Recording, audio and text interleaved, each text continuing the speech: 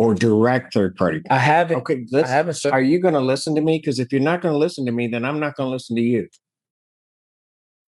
Okay, you can shake your head all you want. I'm just going to leave it there. We'll see you on Tuesday. You know, you respect me, I'll respect you, but I'm going to do it. Yeah, we're gone. We're done. Court calls the case, People versus Matthew King. Good morning. Joy Gaines, Senior Assistant Public representing Mr. King, who's present to my right. Would you please state your name, sir? Antonio King. How you doing, Mr. Simpson? I'm doing great, Mr. King. How are you? Good. All right. What are we doing? Your Honor, we do not have discovery yet as of yesterday when I met with Mr. King. Miss Sunda, I'm assuming, because I emailed her at the same time regarding his as the other clients, that we will have it. Regardless, Mr. King wants to schedule the preliminary examination, and he is very much aware of where we are in this process. He is adamant that he wants to schedule the preliminary exam. Your Honor, at this point, I would be objecting to that, given that I have come to find out there is more discovery. There's a second venue involved in this case that does have additional video surveillance of the actual assault that occurred in this case. Further, there's going to be more discovery because I was planning to address bond today. So there will be jail calls that could be leading to other charges in relation to this case.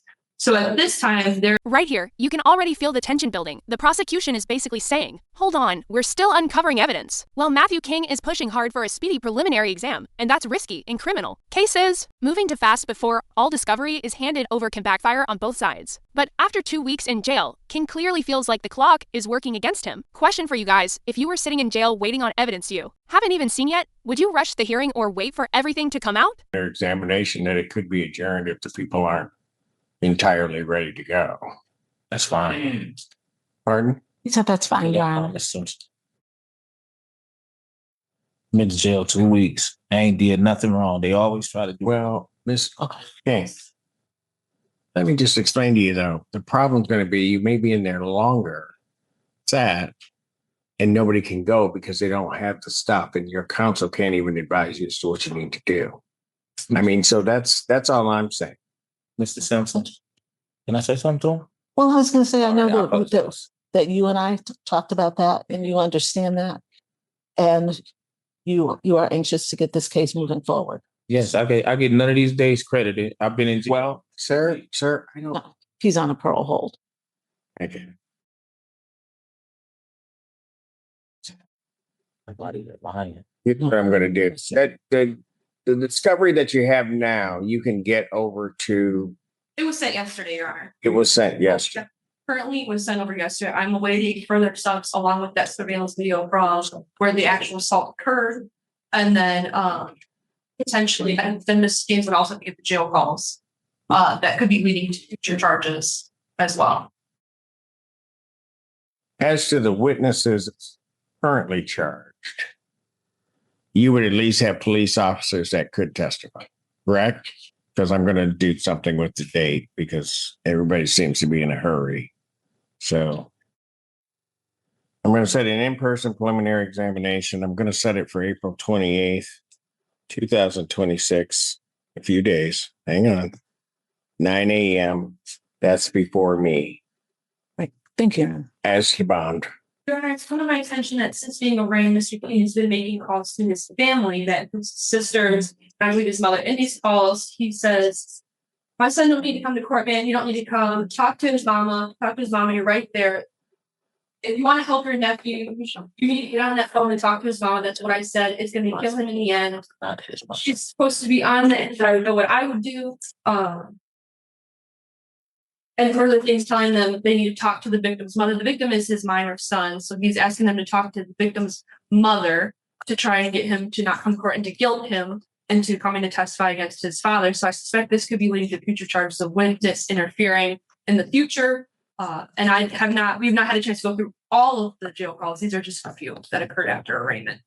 And Mr. Ho, this hearing just escalated fast. What started as a scheduling discussion has now turned into possible witness intimidation territory. Prosecutors are alleging that King used family members as indirect messengers to influence a minor victim. And courts take that very seriously. Even indirect contact can violate bond conditions. The judge's body language here says everything. Patience is running thin. And the stakes just got much higher. You can almost feel the courtroom shifting from procedural to personal. Everyone is aware of the allegations. He indicated that he does, to me, he indicated that he does have concerns about his son having to come in and testify and amplifying any potential issues between them. But he said to me when we were discussing that I did not have the discovery when I spoke with him yesterday, that he is prepared for his son to come and testify. So without more context, I think there may be more context than the statements alone are giving at this time. So the preliminary exam is April 28th. I know that you typically cease phone calls. I just want to reiterate that he has not had any phone calls with his son or his son's mother, but the exam is on Directing people to contact them. Same. I'm Cannot have only direct contact, Ms. Gaines. As you know, he can't have indirect contact.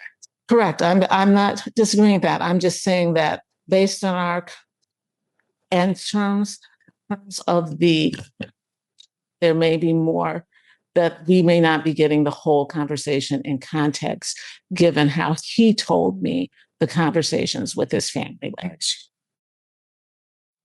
All right.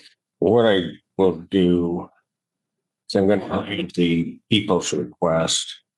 The defendant's phone privileges and texting privileges are hereby ordered revoked.